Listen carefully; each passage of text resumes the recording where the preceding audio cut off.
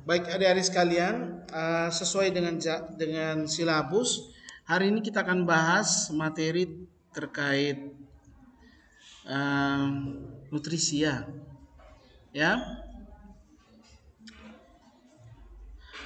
Adik-adik sekalian, kalian sudah makan belum?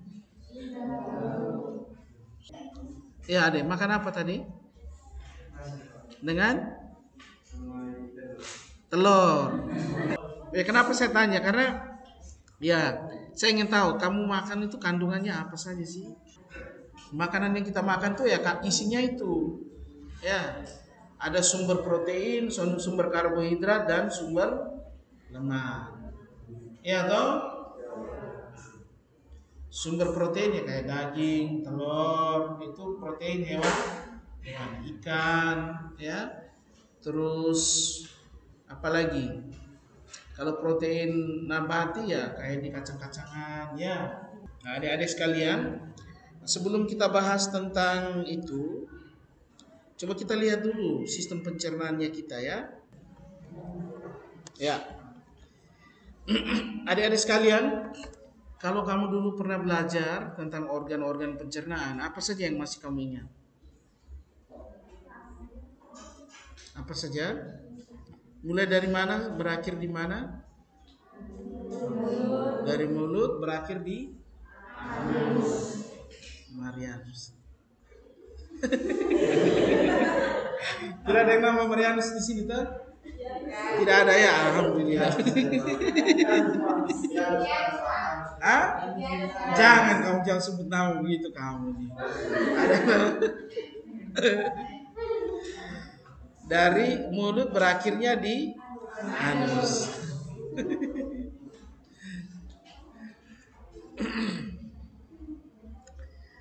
Setelah mulut apa? Hah? Ya, sebenarnya ada faring, ada laring, ya toh. Setelah itu baru esofagus.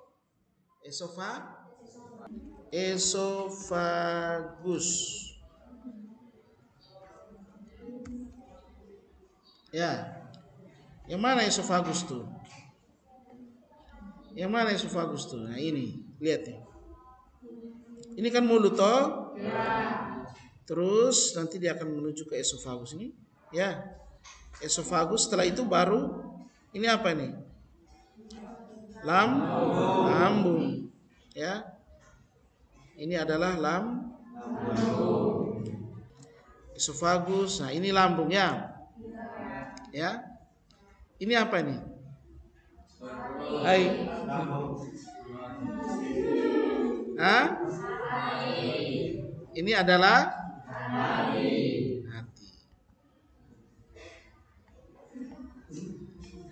Kalau ini apa nih? Bukan. Ya, ini adalah empedu. Tapi kalau ini adalah pankreas. Gambarnya jadi terpecah sekali ya. Masuk ada. Ini adalah ini empedu. Toh? Ini pankreas. Saya kira Andreas. Ini pankreas ya. Ini adalah hati. Ini adalah lambung. Setelah lambung apa? Dia akan berlanjut menjadi duodenum. Nanti duodenum itu akan sambung dengan usus halus. Ini usus halus. Ya.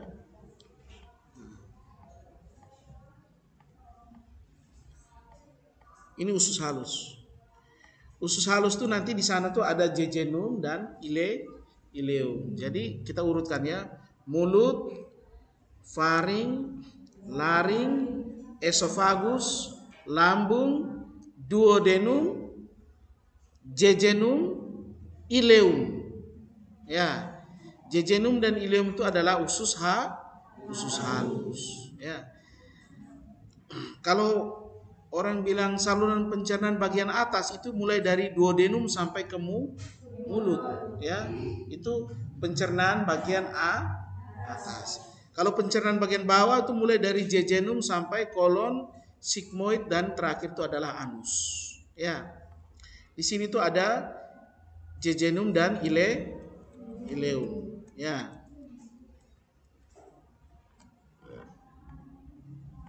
Nah, adik-adik sekalian, setelah usus halus itu nanti dia ada apa namanya?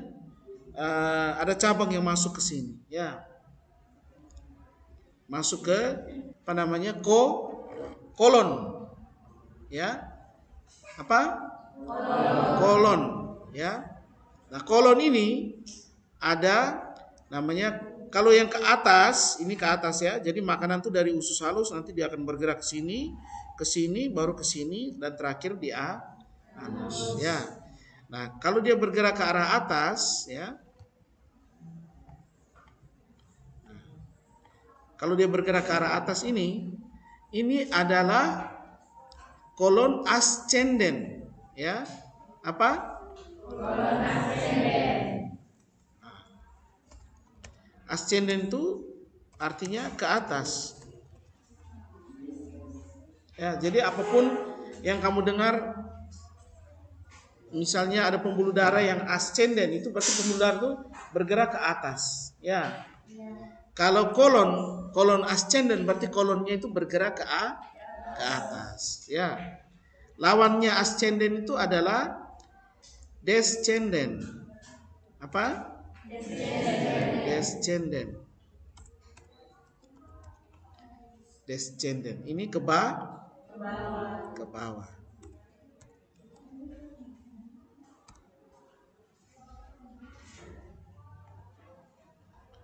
Nah, ini kolon descendent itu ini, ya, ke arah bawah ya, sampai di sini dia. Kalau yang bentuknya agak miring sedikit begini, ini namanya kolon sigmoid. Ini rektum, ini anus, ya, adik-adik sekalian ya. Kalau yang ini kolon transversum, ya, kolon transversum.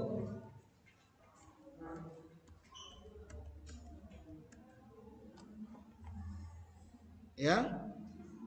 Jadi kita urutkan mulai dari pertama mulut. Setelah mulut faring, laring, habis baru esofagus. Esofagus habis lambung. Habis lambung duodenum. Ya. Habis duodenum jejunum. Habis jejunum ileum. Habis ileum kolon atau usus besar. Kolon kalau yang bergerak ke atas namanya kolon ascendent. Kalau yang mendatar transversum. Yang ke bawah kolon descendent. Yang miring sedikit ini, yang miring sedikit ke sini ini namanya kolon sigmoid ini ya, yang miring sedikit ke sini. Itu kolon sigmoid. Ini rektum, habis itu baru anus. Ya. Nah, itu anatomi dari sistem pencernaannya kita. Nah, sekarang adik-adik sekalian, coba kita bahas bagaimana makanan itu dicerna dan diserap di dalam sistem pencernaannya kita ya.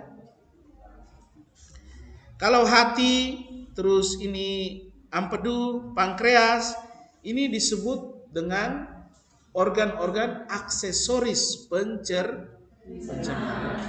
Mereka tidak terlibat secara langsung dalam proses pencernaan, tapi mereka menghasilkan enzim-enzim yang membantu proses pencernaan.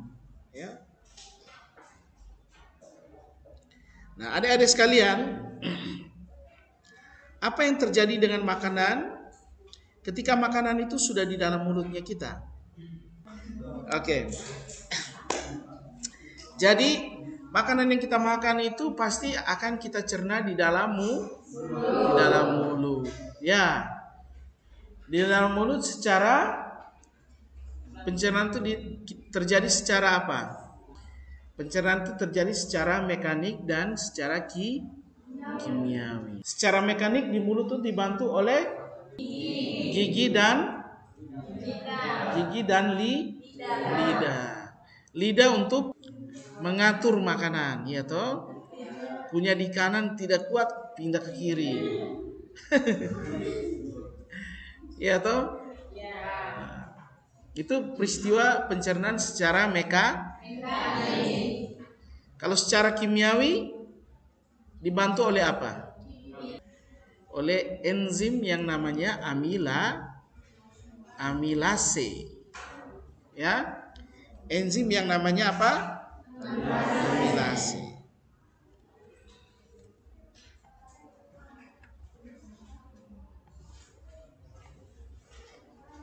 Enzim.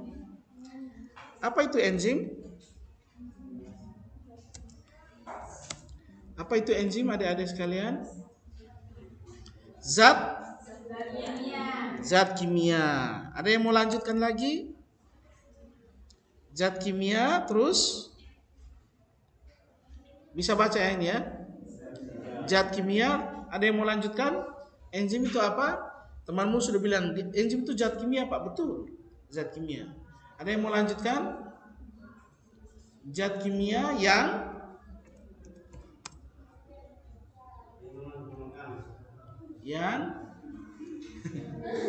yang berperan mempercepat reaksi kimia tanpa ikut serta dalam reaksi tersebut.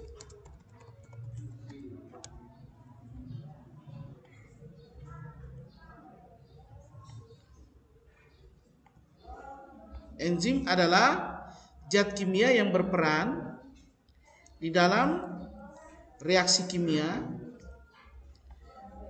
yang berperan mempercepat suatu reaksi kimia tanpa ikut serta di dalam reaksi tersebut, atau yang kita sebut dengan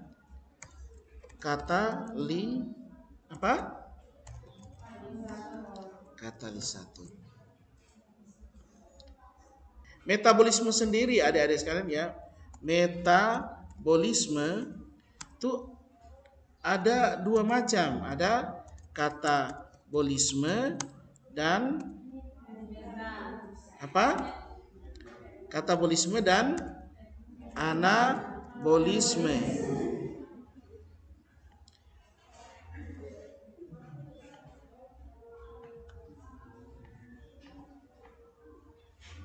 Katabolisme dan anabolisme ya.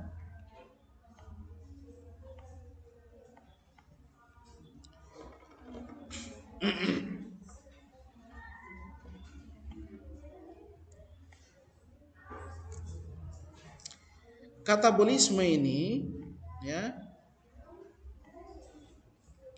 Katabolisme itu reaksi pemecahan. Jadi dia katabolisme ini adalah apa? Reaksi pemecahan. Yaitu memecah molekul yang kompleks menjadi molekul yang lebih sederhana. Ya.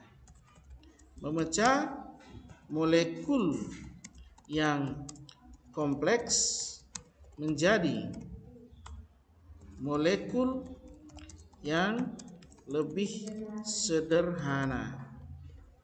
Ya. Ini adalah katabolisme. Ya. Kalau anabolisme itu beda lagi. Anabolisme dia ini adalah reaksi penyatuan. Kalau katabolisme itu adalah pemecahan, dia adalah reaksi penyatuan. Yaitu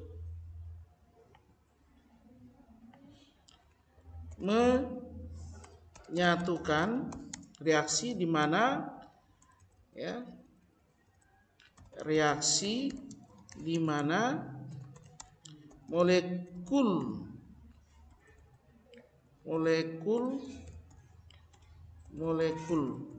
yang sederhana disatukan menjadi molekul yang lebih kompleks. Ya, adik-adik sekalian. Jadi katabolisme itu reaksi pemecahan, sedangkan anabolisme itu reaksi penyatuan. Pemecahan untuk mempercepat reaksi pemecahan ini dibutuhkan enzim. Begitu juga sebaliknya. Reaksi penyatuan ini juga butuh enzim, ya. Nah, untuk memecah karbohidrat menjadi molekul yang lebih sederhana di dalam mulut itu dibutuhkan enzim yang namanya amilase. Ya, setelah itu langsung telan masuk ke dalam lambung melalui esofagus. Di esofagus itu tidak terjadi proses pencernaan. Kalau terjadi proses pencernaan secara mekanik dan kimiawi itu tidak terjadi di dalam esofagus. Esofagus itu hanya tempat untuk dia lewat saja. Ya. Nanti sampai di lambung ini baru terjadi lagi proses pencernaan secara mekanik dan kimiawi. Secara mekanik dengan cara apa? Dengan cara makanannya itu dicampur-campur, ya. Dengan cara apa? Dengan gerakan peristaltik, ya.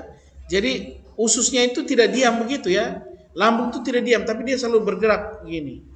Ya, jadi dia campur-campur itu makanan. Jadi di dalam lambung ini nanti makanan kita tuh akan dicampurkan dengan asam lambung, dengan enzim juga di sana. Asam lambung tuh sangat asam sekali, pH-nya itu sangat rendah. Kamu pernah bikin lawar? Siapa yang pernah bikin lawar ikan? Lawar ikan. Siapa yang pernah? Angkat tangan dulu coba. Kamu pakai apa? Jeruk nipis atau cuka? Cuka. Kamu pakai cuka, ya? Pernah tidak kamu alami begini? Kamu sudah kasih cuka terus lupa dia sampai 2-3 jam. Pernah? Jadi apa dia? Jadi kayak bubur toh. Betul tidak? Lembek sekali kan? Apalagi kalau dari pagi kamu kasih apa namanya? Jeruk ini sampai air langsung keluar nih.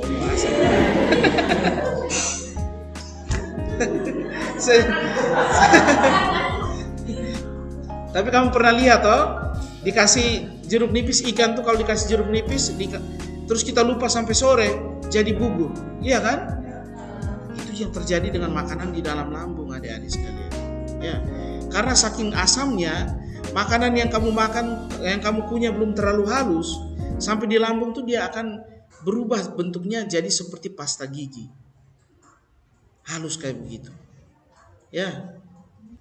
Jadi makanan-makanan yang ukurannya masih besar-besar itu bisa dihaluskan sama asam lambung. Ya, jadi dia akan halus seperti pasta gigi. Setelah itu baru dia teruskan ke duodenum. Ya. Nah, adik-adik sekalian, gerakan mencampur makanan ini adalah gerakan peristaltik. Jadi kita punya usus tuh dia selalu bergerak begini, ya. Mencampur dan mendorong makanan. Itu namanya gerakan peristaltik. Kenapa bisa ada gerakan peristaltik? Karena di kita punya usus dan lambung itu ada otot polos, ya. Otot polos itu kita tidak bisa kontrol. Kita tidak bisa kontrol dia bergerak sendiri. Ya. Gerakan usus karena kontraksi dari otot polos itu disebut dengan gerakan peristaltik.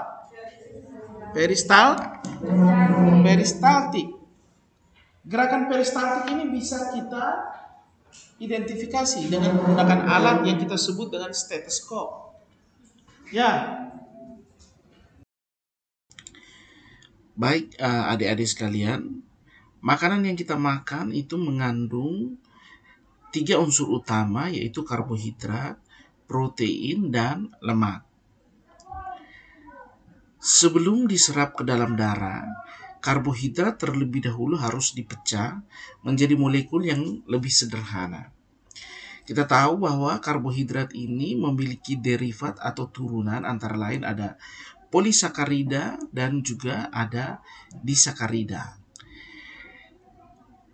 Kedua bentuk molekul karbohidrat ini atau kedua bentuk derivat atau turunan karbohidrat ini tidak bisa langsung diserap ke dalam darah kecuali mereka dipecah menjadi molekul yang lebih sederhana. Kita perhatikan bahwa setiap heksagonal ini adalah monosakarida atau juga kita sebut dengan glukosa. Ketika gula ini dicerna, enzim-enzim pencernaan antara lain amilase itu akan membantu reaksi pemecahan polisakarida ini yang tadinya kompleks menjadi molekul-molekul yang lebih sederhana, yaitu monosakarida atau glukosa. Demikian juga dengan disakarida. Mereka ini juga dipecah menjadi molekul yang lebih sederhana dengan bantuan enzim amilase. Setelah dipecah menjadi molekul yang lebih sederhana, molekul inilah yang kemudian diserap ke dalam darah. Apa yang terjadi dengan gula yang masuk dalam darah?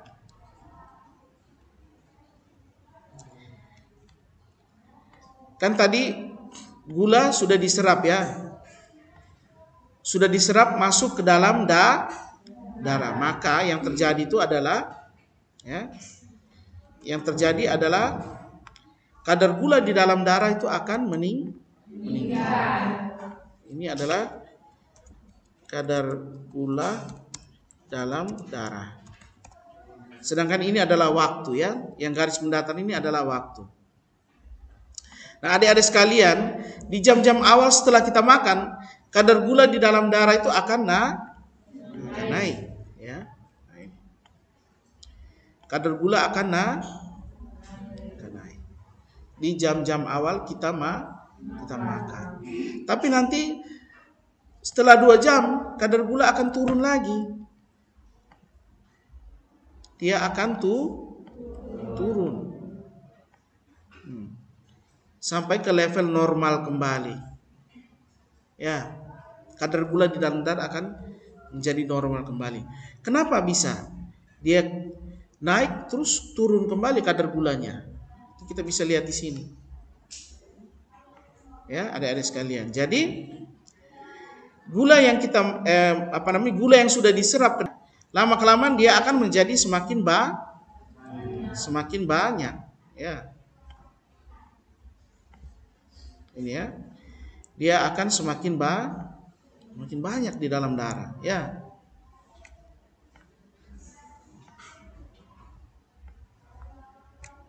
Ya. Nah, adik-adik sekalian, ketika kadar gula di dalam darah itu meningkat, maka sel pankreas akan terangsang. Mana sel pankreas ini? Dia akan terangsang. Untuk apa? Untuk memproduksi yang namanya insulin. Ini ya insulin ini ya.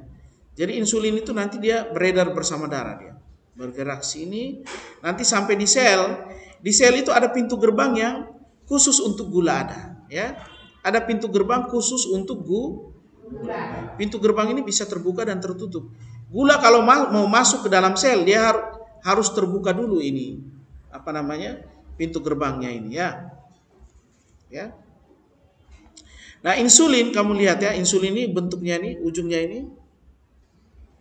Ya. Dia klop tidak dengan ini? Klop ya? Ya. Nah, ini sama seperti kunci dan lubang kunci. Ya, bentuknya klop toh. Jadi si insulin nanti datang lalu dia berikatan dengan dia akan berikatan dengan reseptornya yang ada di channel atau yang kita analogikan seperti pintu tadi. Ya, ini. Dia akan berikatan di sini. Lalu apa adik-adik sekalian? Setelah insulin berikatan, pintu gerbang ini akan terbuka. Seret. Dia akan terbuka. Ya. Sehingga gula yang di sini bisa masuk ke dalam sel. Ya. Lama-kelamaan gula yang ada dalam darah akan tambah atau kurang. Makanya di sini kadar gula akan turun setelah 2 jam. Ya. Paham adik-adik? Ya. Nah, ini nanti berkaitan dengan penyakit yang akan sering kalian hadapi, yaitu diabetes mellitus, atau kamu mungkin sering dengan penyakit gula. Ya. Jadi penyakit diabetes mellitus terjadi karena sel beta yang ada di pankreas itu kemungkinan dia tidak mampu lagi memproduksi dan mengeluarkan insulin, sehingga pintu gerbang ini tidak bisa terbuka. Iya toh? Gula yang sudah ada di dalam pembuluh darah tidak bisa masuk. Lama-kelamaan kadar gula akan menumpuk di sini dan menumpuk di dalam pembuluh darah, sehingga kadar gula di dalam darah akan naik. Paham adik-adik? Ya. Jadi ini kalau tidak ada, ini kalau hilang, ya. Ini kalau hilang, maka ini yang lain terjadi. Ya. Biasanya ini yang kita kenal dengan diabetes mellitus tipe 1. Ada juga diabetes mellitus tipe 2. Nah, diabetes mellitus tipe 2 itu terjadi bukan karena insulinnya yang kurang, tapi karena lubang kuncinya yang sudah rusak atau sudah bentuknya sudah berubah, ya. Misalnya seperti ini ya, adik-adik sekalian. Kalau ini kan klop toh, dia bisa masuk di sini kan? Bagaimana kalau bentuk ini saya rubah, dia bisa jadi begini. Sorry ya. Jadi begini. Bisa tidak ini masuk sini? Ya. Pintu terbuka? Bisa. Ini biasanya yang disebut dengan diabetes mellitus tipe 2. Insulinnya cukup. Sel betanya sehat. Tapi reseptornya ini yang sudah tidak sehat lagi. Dia sudah berubah bentuknya. Ya, lubang kuncinya itu sudah berubah, sehingga kuncinya ini tidak bisa lagi masuk ke dalam lubang kunci, sehingga pintu tidak bisa terbuka. Gula akan tertahan di luar, tidak bisa masuk ke dalam sel. Kadar gula akan tetap meningkat. Ya, seperti itu ya adik-adik sekalian ya. Nah, adik-adik, lalu apa yang terjadi dengan gula setelah dia masuk ke dalam sel? Gula ini adik-adik sekalian dia akan terlibat dalam proses yang namanya glikolisis. Jadi proses glikolisis ini adalah reaksi pemecahan lagi, yaitu katabolisme lagi ya. Reaksi pemecahan di mana gula, molekul gula itu dipecah lagi menjadi molekul yang lebih sederhana, yaitu ini, adenosin trifosfat. Akhirnya dia akan menghasilkan ini, adenosin trifosfat. 3 ya. Berarti fosfatnya ini, P-nya ini ada 3. Ya. Selain menghasilkan 2 molekul ATP, adik-adik sekalian, melalui proses glikolisis ini dihasilkan berapa ATP? 2. Ya. Selain menghasilkan 2 ATP, dia akan menghasilkan juga asam pirufat. Asam pirufat ini kalau ada oksigen, ya, dia akan dirubah menjadi 36 ATP di mana? Di dalam mitokondria ini. Ya, ini mitokondria. Kalau ada oksigen, asam pirufat ini akan mengubah. Kalau ada oksigen, asam pirufat ini akan dirubah melalui siklus Krebs atau siklus fosforilasi oksidatif, dirubah menjadi 36 ATP. Jadi lebih banyak toh. Artinya kalau ada oksigen, ATP yang dihasilkan lebih banyak. Nah, di ATP ini tersembunyi energi, adik-adik sekalian. Nanti kalau satu fosfat dibuang, baru energi itu terlepas. Nah, nanti energi kalau sudah dilepaskan, itu baru kita bisa pakai untuk mendengarkan kuliah dari Pak Selvas, untuk bisa duduk di dalam kelas, untuk bisa bernapas, untuk jantung bisa berkontraksi, berdenyut, ya. Energi dipakai untuk itu. Ya, adik-adik sekalian ya. Tapi kalau tidak ada oksigen, ini asam pirufat itu akan dirubah menjadi asam laktat. Berarti asam pirufat ini tidak dirubah menjadi 36 ATP. Artinya kalau tidak ada oksigen, hanya sedikit energi yang kita hasilkan. Makanya nanti kamu akan ketemu banyak sekali penyakit-penyakit yang menyebabkan oksigen itu kurang di dalam darah, itu menyebabkan energi itu berkurang, sehingga pasien-pasiennya kalau mau ke kamar mandi saja harus kita tate dia, ya, pegang tangannya bawa ke sana karena tidak ada tenaga. Jadi kalau tidak ada oksigen, energi yang dihasilkan itu lebih sedikit daripada ada oksigen, ya, adik-adik sekalian. Dari mana oksigen itu datang? Ini lihat.